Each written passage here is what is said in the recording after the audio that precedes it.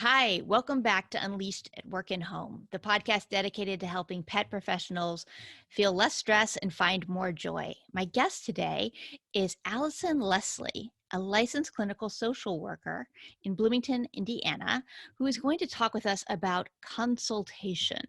So, welcome, Alison. Hi, thanks so much for having me. I'm excited to have you today. You have a very different job than most pet professionals. Yeah. Can you tell us a little bit about what you do and why you're a pet professional? Sure, yeah. So, kind of as you said, I'm a licensed clinical social worker, and I'm one of those lucky ones who gets to include animals into the work I do. So, my master's program was from the University of Denver, and I graduated with a certificate in animal-assisted social work. So, I have been bringing animals into my practice for, gosh, over 10 years, and mostly canines, although when little kiddos want to bring in their gerbils or rats, we can accommodate for that too. And we really are including animals to help the therapy process and to help people feel supported and grounded and allow them to see who they are through the lens of an animal, which is supportive and loving and empathetic, and to create a relationship with a new living being to support the beginning of new schemas for themselves. So it's really just a beautiful process, and I love the availability of including animals who want to do this job and who want to work in the healing process. Well, you just said two things that I think are really important, and I want to circle back to. The first, animals who want to be involved. That's a hugely important piece for me. Oh, But I also really loved the part where you said reflecting back some of the person's good qualities in a way that they could see them. yeah. You know, so tell me a little bit more about that. Yeah, sure. So I think that a lot of people who come to see me, right, are wounded in some different ways, and they often see themselves through a really negative light for whatever reason that Mm-hmm. may be. That might be negative self-talk, that might be previous experiences. And when they're able to start forming a new relationship with a therapy animal who's accepting of who they are when they walk in that door, who wants to sit with them, or who may decide, I want to get up and walk away, and then the client starts to think, oh, well, they don't love me anymore, I must have done something wrong. And we just pause and observe, and they just notice, oh, Ray's just getting a drink of water, and then she comes right back. They're able to see that has nothing to do with me, and that this animal does want to spend time with me. And whoa, Mm-hmm. what is that like to have a living being choose to be next to me? I've never experienced that before. And maybe I can have an emotion that's big, and this animal still accepts me. That's a Yeah. brand new thing too for a lot of people. So as they create relationship, they're able to see themselves through the lens of that animal, that I'm lovable. And Mm-hmm. sometimes, I've worked with kids who that's the first time they've ever felt that way, that wow, this living being accepts me, and that must mean the things that have happened to me aren't my fault. I'm a lovable human being. And so it's really powerful and amazing to be in witness of that healing and that relationship that can be created in a really safe container. Yeah. Yeah. It's so powerful to see Mhm. that and to give people a chance to rewrite the stories that they're creating in their head too. When Exactly. animal walks away and they're like, oh, that's Hmm. because they don't like me. And you're like, no, no, no, she's just getting a drink. Here she comes, Yeah, that's, and not to even have to say that, but to just let them be in witness of it, and to hmm have the animal come back, and then to watch their own reflection and their own changing of that schema happening in the moment, um, is sometimes the only way that happens for people, right? It's yeah. different than if I walk away, I say something. The animal doesn't, and so that nonverbal communication is such a key factor in that as well. hmm So you and I met at a conference and started talking nerdy about polyvagal theory and all sorts of other things. And the Mhm. subject of peer consulting came up. Can you explain what that means for our listeners? Yeah, I can. So, to me, and to kind of in the world of research and things like that, peer consulting is really a guided process that has the availability to be confidential. So that's so important, right? In some of the work we do, that we can have confidential conversations about what's happening in front of us. It's an availability to debrief what we're experiencing, to be able to push our growth edges and the lenses we're viewing our work through with an outsider who can take like a backward stance to see things in a new way and light. And so it's just a really nice guided process that's open-ended, confidential, and usually done by somebody in your working field who has the expertise and the lenses to share what you're doing with. Okay, so break that down to, let's say, if I were a vet tech, what would peer consulting look like in your mind? In my mind, it would look like talking with another vet tech who has similar experiences as you do, in a very intentional, guided practice to say, this is what happened today. I'm struggling with the way this animal reacted, maybe. I'm struggling with my own reactions to this, or the way we set this interaction up. And let's look at it in a new or different way. It also allows the person to feel validated in the moment. Oh my gosh, you did that right. That's amazing. As well as to say, I wonder if we would have done it this way, or I wonder if we would have flipped that around. What are the other ways we might have seen this behavior through? So it allows you to reflect on what is happening in that moment, what that vet tech is doing because there's so much happening in that room. There's what's happening with you. There's what's happening with the animal. There's what's happening with the animal's owners or the person who brought that animal in, and trying to manage, 3 or 4 nervous systems and have everybody be together as a team can be really challenging. And then when we go home, we often beat ourselves up about, man, I wish I would have done that differently, or gosh, I don't understand what was happening in that moment. And peer consultation can really give you an intentional conversation to talk that over with, to feel supported in, and to see what maybe we want to keep the same, or maybe what we want to be curious about next time. So I think that that's a really important piece, the whole idea of reflecting on experiences. Awareness is a huge part, like learning to be conscious of what happened and how we reacted and all of that. But then the part of reflecting and looking and saying, well, that was interesting. What can I learn from it? And what could I do differently in the future? So how does this differ from just talking to a friend who also has the same kind of job? What is the difference?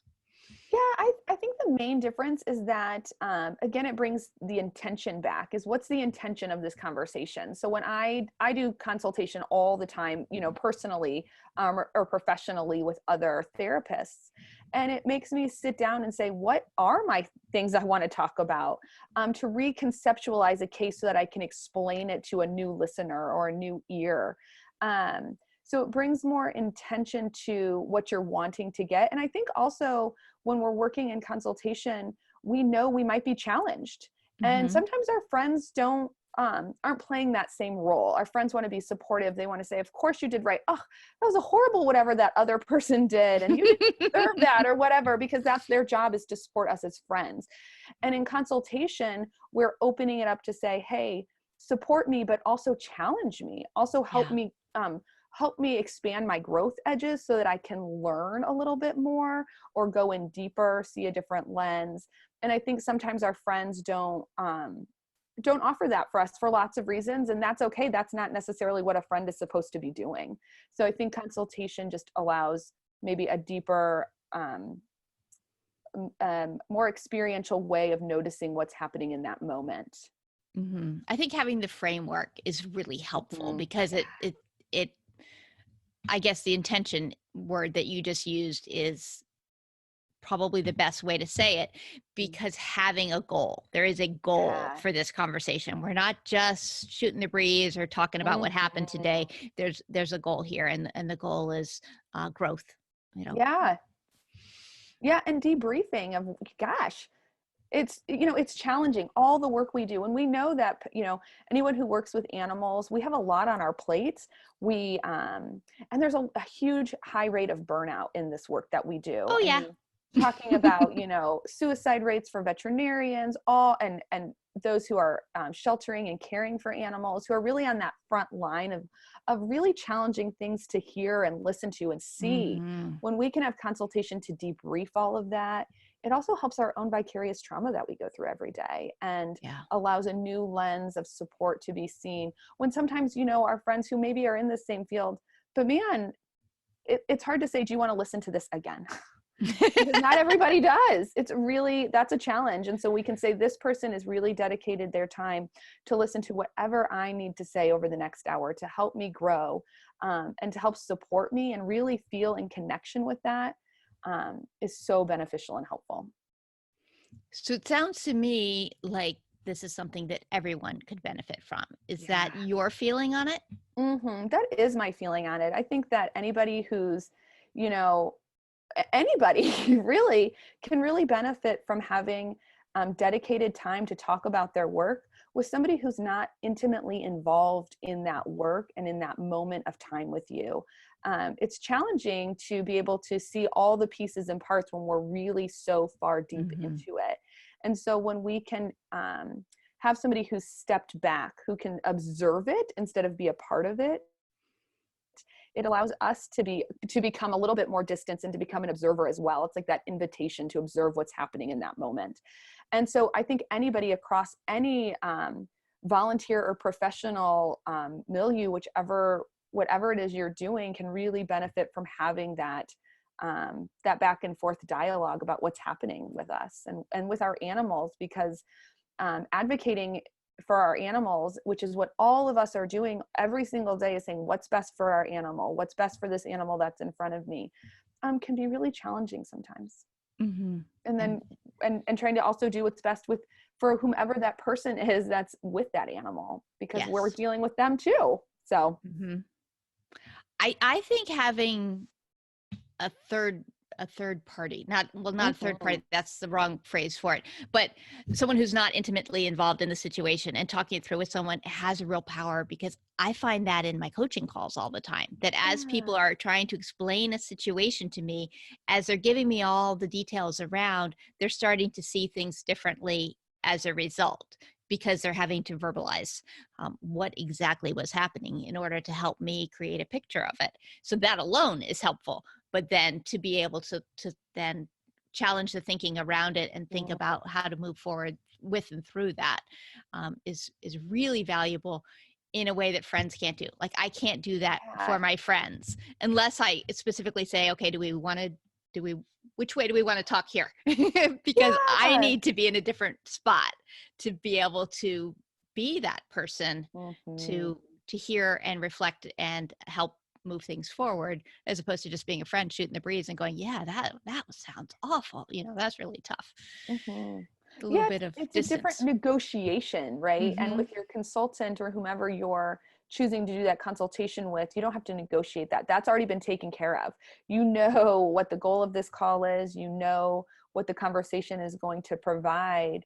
And with a friend, you don't necessarily always want to negotiate. This is what I need from this moment, right? Right.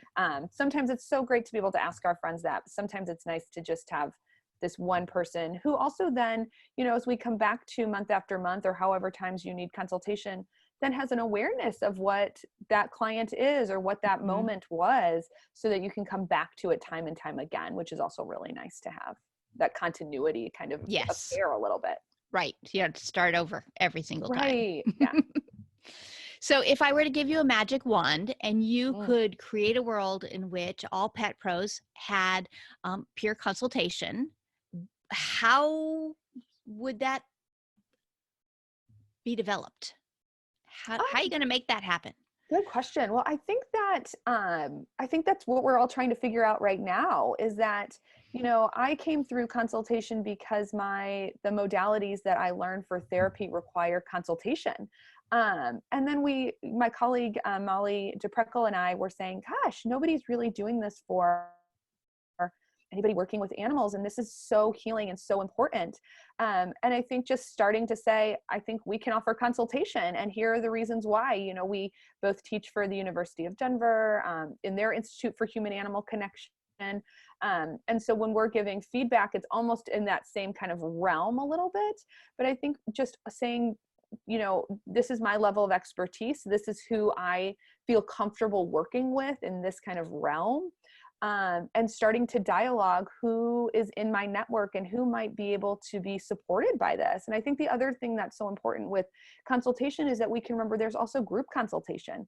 So you can really create your own small community of people who are willing to challenge each other, people who are willing to support each other and sit with each other time and time again to really be in connection and in support of one another as coworkers, as colleagues, as under the umbrella of pet professionals. And I think if we start to invite ourselves to formalize what this looks like, we can really support each other in new, fun ways, where we can feel like we're in connection and supported by an actual team of people who have our backs. And that's sometimes a challenge in our work environments for lots of reasons. They're chaotic. Everybody's so busy.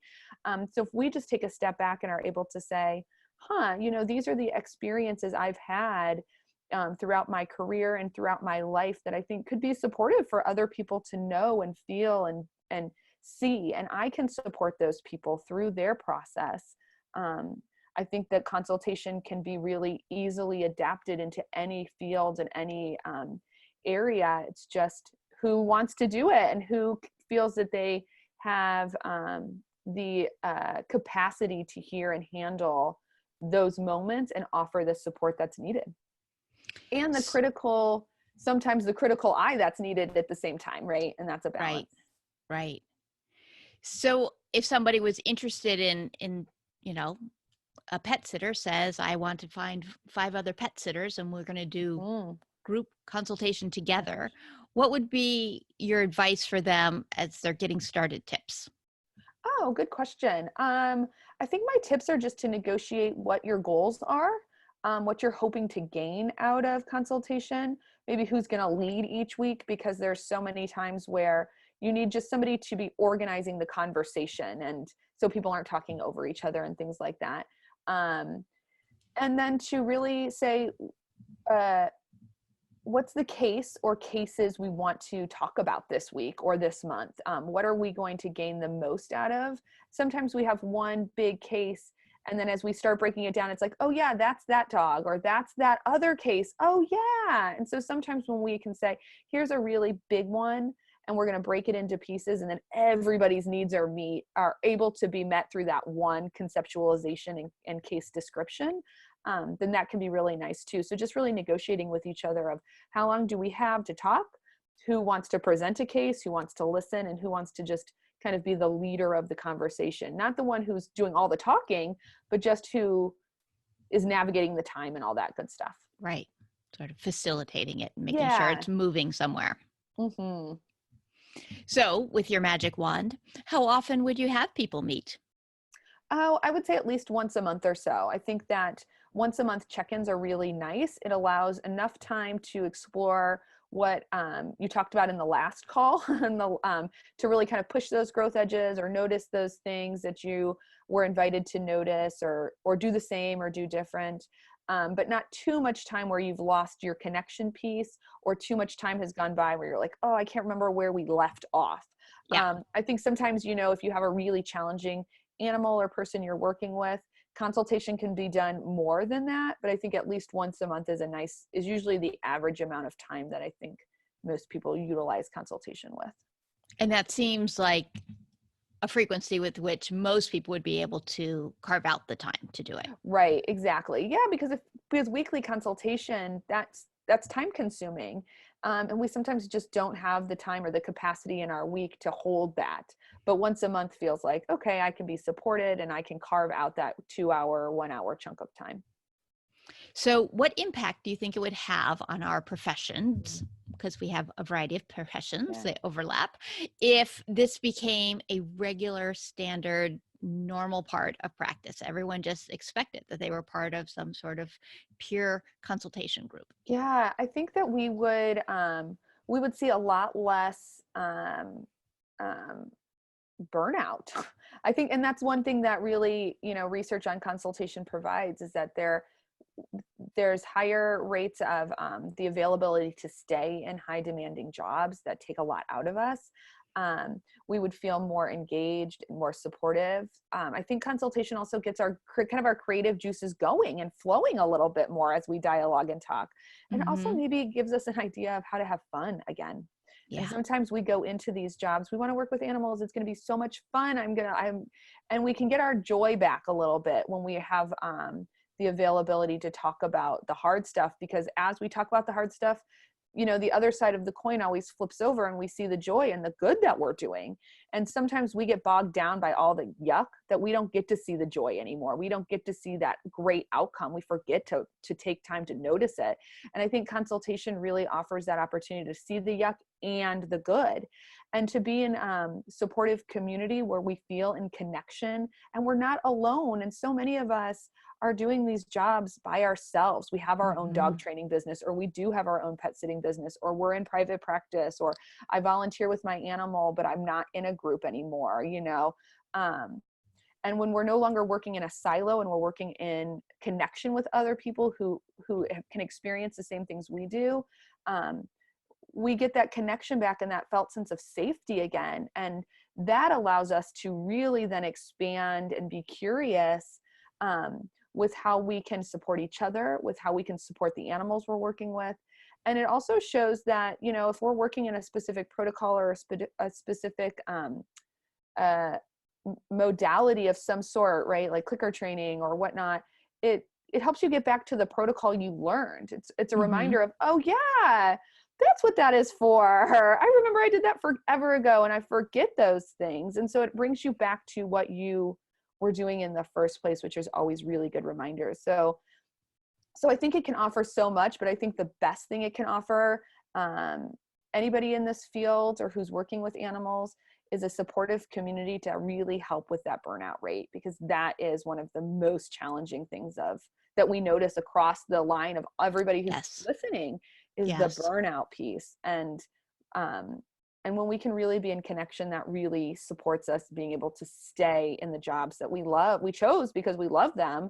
There's not a lot of other reasons you go into the animal fields, right? Except for your love for animals. And it allows you to get back to that place.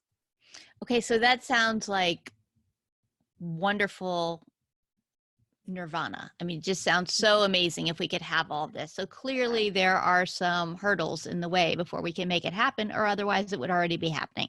Yeah. So what are those hurdles that you see and how are we going to get over them?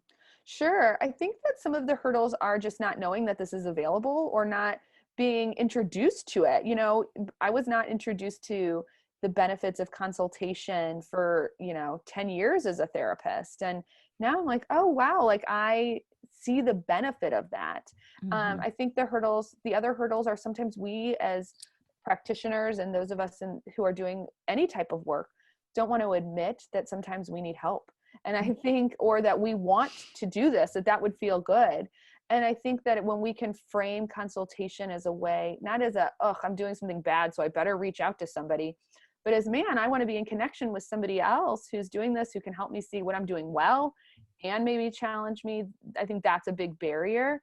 And I think knowing somebody who's offering consultation is also challenging, because it's just not talked about. It's not out there. And, you can call a professional and hope they call you back. But I think that's the great thing about formalized consultation is that it says, hey, I'm available and I want to do this work and I want to talk with you.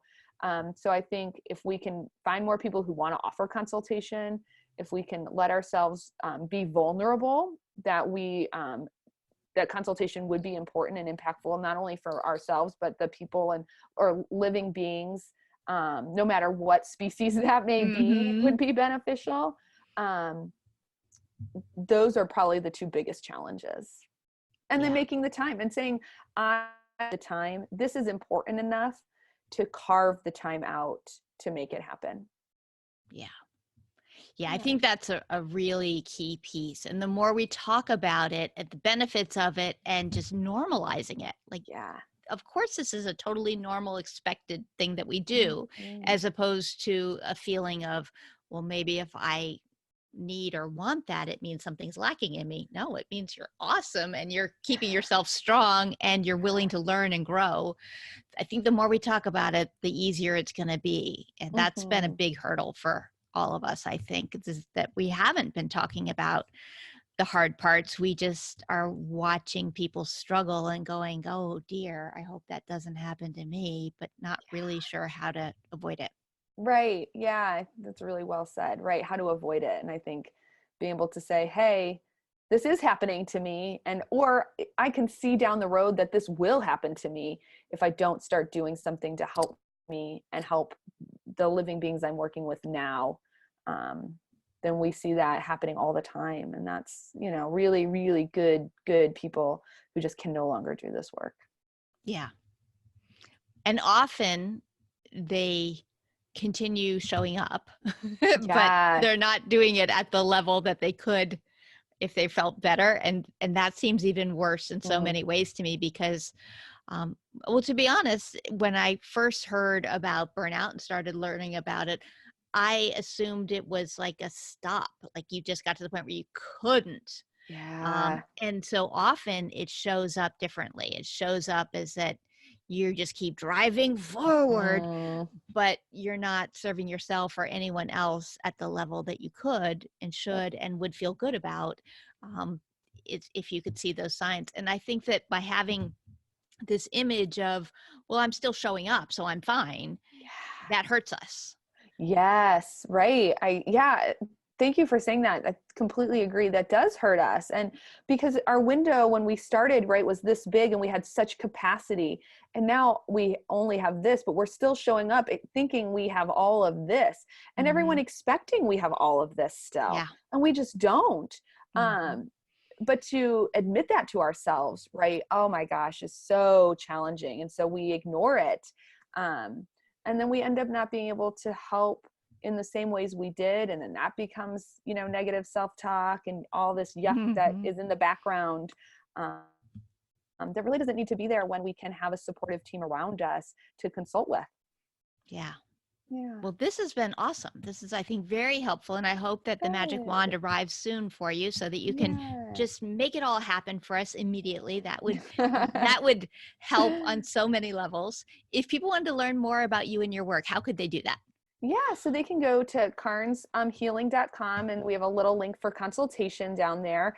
And we have a great article that we wrote for a Latham letter, that talks about the need for consultation in this work. And so all of that's linked there. That was in the December 2019 issue of Latham.